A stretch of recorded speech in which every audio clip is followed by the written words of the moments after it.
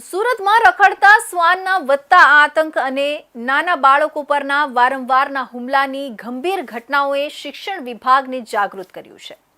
હવે શહેરની સરકારી પ્રાથમિક માધ્યમિક અને ઉચ્ચતર માધ્યમિક શાળાઓમાં નિયમિત અભ્યાસની સાથે સાથે શ્વાન જાગૃતિનું વિશેષ પ્રશિક્ષણ શરૂ કરાયું છે, જેથી બાળકો શ્વાનના હુમલાનો ભોગ ન બને અને કરડાય તો તાત્કાલિક શું કરવું તેની જાણકારી મેળવી શકે। શિક્ષણ વિભાગે પ્રાથમિક, માધ્યમિક અને ઉચ્ચતર માધ્યમિક શાળાઓ માટે શ્વાન જાગૃતિ અંગેની વિગતવાર માર્ગદર્શિકા જાહેર કરી છે। આ માર્ગદર્શિકાના આધારે શિક્ષકો બાળકોને તાલીમ આપી રહ્યા છે, જેથી તેઓ શ્વાનના હુમલાનો ભોગ બનતા અટકે। સુરતના પાંડેસરાના નાગશેન નગરમાં આવેલી સરકારી શાળામાં બાળકોને પ્રોજેક્ટર દ્વારા દ્રશ્ય શ્રાવ્ય માધ્યમથી અસરકારક શિક્ષણ આપવામાં આવ્યું હતું। તાલીમમાં બાળકોને જણાવવામાં આવ્યું હતું કે રખડતા શ્વાનોને હેરાન ન કરવા અથવા તેમની પજવણી ન કરવી, શ્વાનની નજીક એકલા ન જવું, શ્વાન આક્રમક બને કે ભૂલો કરે ત્યારે કઈ રીતે કાળજી રાખવી તે સમજાવવામાં આવ્યું।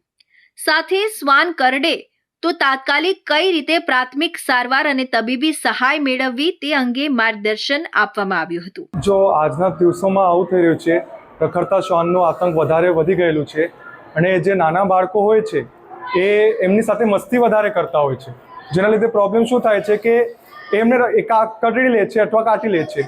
એનામાં પ્રોબ્લેમ મુખ્ય તો આવી બની જાય, છોકરાઓ જ્યારે ચાલતા હોય ત્યારે એ લોકો એની સાથે મસ્તી કરે, અથવા છે સૌથી મોટું કારણ એમનું એ હોય કે જે શ્વાનના નાના જે પિલ્લાઓ હોય છે, એના જે એ હોય છે બેબી, તો એ બેબી સાથે એ રમે છે।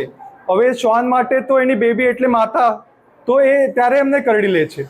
તો એના કરતાં જ્યારે તમે કંઈ એવા વિસ્તારમાં જાઓ કે જ્યાં શ્વાન વધારે છે તો એને તમે કંઈ અડી ના લેતા, એને ટચ ના કરતા, એને ખોરાક ના આપતા। એના લીધે શું થાય, જો તમે એને સારા મનથી આપવા જાઓ તો એ તો મુક્ત પ્રાણી છે, એને કંઈ ખબર નહીં પડે કે કેવી રીતે કરવાનું છે, શું કરવાનું છે, એ તમને કરડી લે છે। તો એના પર સોલ્યુશન આપવા માટે એમને કીધેલું બધાને કે તમે જ્યારે એવા કંઈ વિસ્તારમાંથી જાઓ ત્યારે તમારા મિત્ર સાથે, ભાઈબંધ સાથે એક ઝુંડમાં જતા રહો, તમારા જે પેરેન્ટ્સ વાલી હોય એમની સાથે જતા રહો, અથવા તમે વિસ્તારથી પસાર થાઓ તો પોતાને શાંત અને સમૃદ્ધપણે એક સોપું અને સરળ રસ્તાથી જતા રહો। જો તમે આવું કરશો તો તમને કરડે ના। સુરત સહિત રાજ્યભરમાં રખડતા શ્વાનના હુમલાની ઘટનાઓ એક ગંભીર સામાજિક અને જાહેર આરોગ્યનો પ્રશ્ન બની રહ્યું છે।